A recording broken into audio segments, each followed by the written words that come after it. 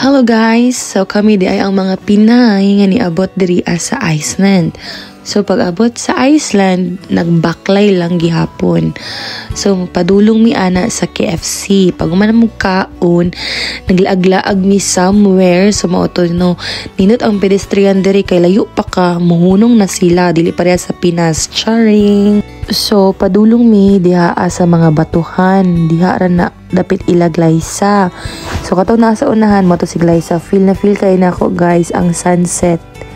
So dira daghay naglupad-lupad nga ibon, so ang tawag kay either duck. And then mauna ang gibook nga hotel sa ako ang host guys. So mo ni si Glyza.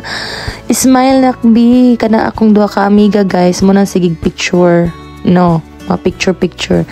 So room tour na ta guys. Mo ni ang room sa Park Inn Radisson in Keflavik.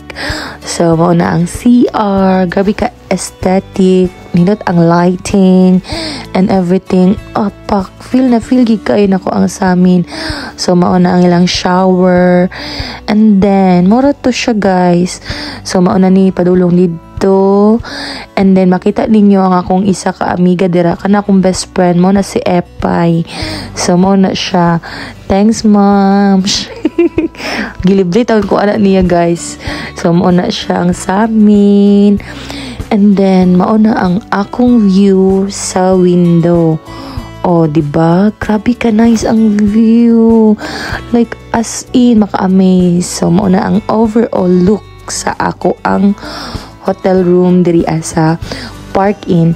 So nagbaklay na pud mi kay naka-check out naman mi after, and then mo to siya nagbaklay ra gyapon mi. So thank you guys sa akong mga best friend no. So bye guys, see you in my next video.